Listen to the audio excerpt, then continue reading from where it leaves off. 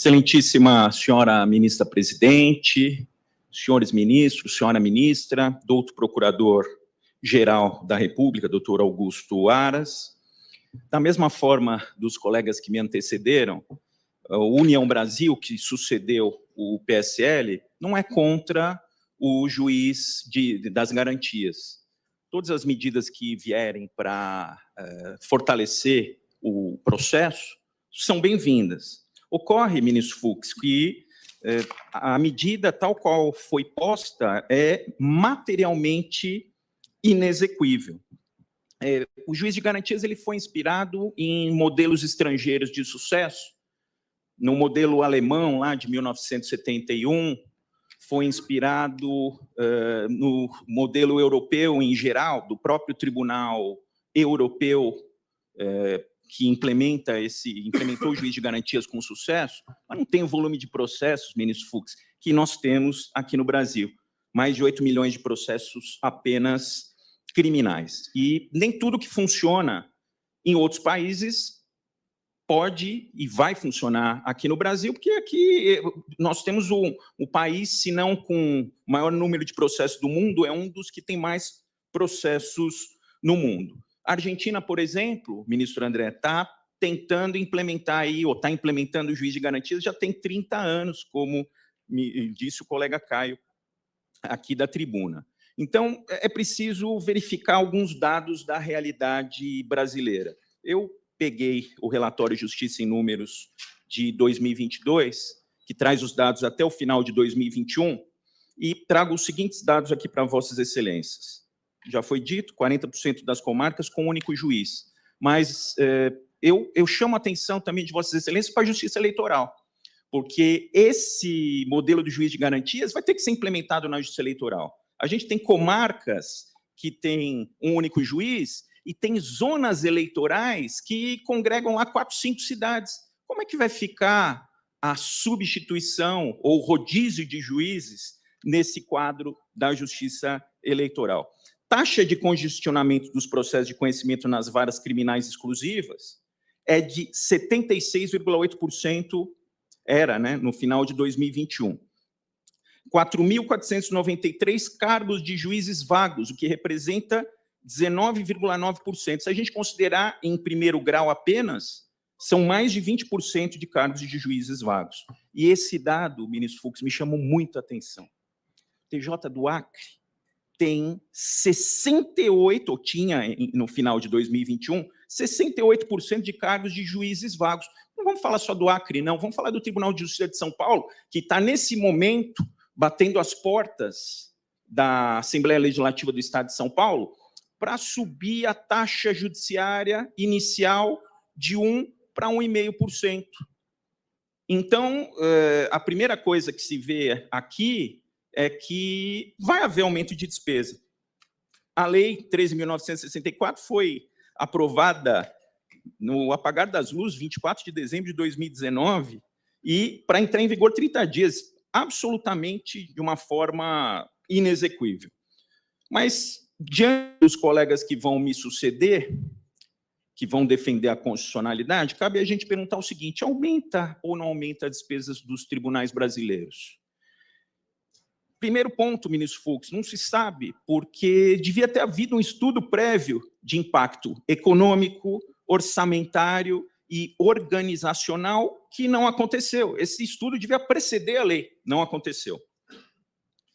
A lei fala em rodízio de magistrados e, ao mesmo tempo, lá no artigo 3º-D, ela fala no impedimento dos juízes que praticarem quaisquer atos anteriores ao recebimento da denúncia ou queixa.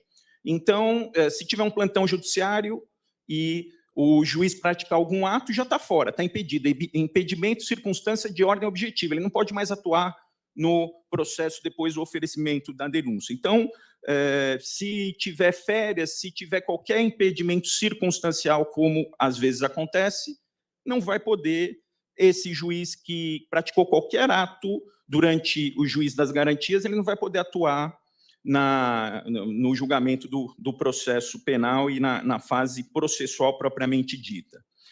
aumenta, de fato, não há dúvida, a despesa da União, nos tribunais federais, dos estados e do Distrito Federal. E não criou receita. E aí, ministro Fux, no nosso entender, isso significa uma interferência nos tribunais, porque os tribunais já estão com a receita no limite. O Tribunal de Justiça de São Paulo está lá no limite prudencial no que diz respeito às despesas de pessoal. Então, das duas, uma. Ou vão criar custas judiciais novas, ou vão cortar despesa. Significa que isso fere a autonomia do judiciário, prevista lá no artigo 169, parágrafo 1º da Constituição Federal. Nem todos os tribunais, por exemplo, o Tribunal do Acre, vai ser bastante difícil disso acontecer, vão conseguir implementar, porque depende de receita e orçamento que não foram previstas.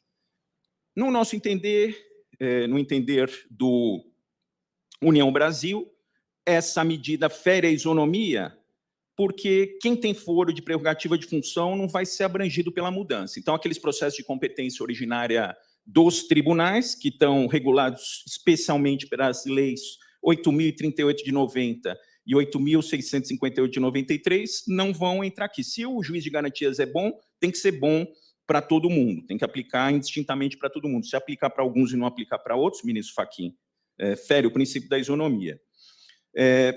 O doutor Joelson, que me antecedeu, aventou a possibilidade de aplicar o juiz de garantias, a não ser naqueles casos das varas com apenas um juiz. Isso, no nosso entender, também representa violação do princípio da isonomia, porque, de cara, 40% das varas que tem um único juiz vão ficar de fora, mas, eu repito, e a justiça eleitoral, como é que vai ficar? A justiça eleitoral, e aí é um problema de competência seríssimo, porque o juiz da zona eleitoral é o competente para examinar a matéria, vai haver a substituição, vai haver o rodízio com o juiz de uma outra zona eleitoral incompetente, vai ter que mudar a regra de competência aqui, coisa que a lei aqui inquinada de inconstitucional, a Lei 13.964, não previu.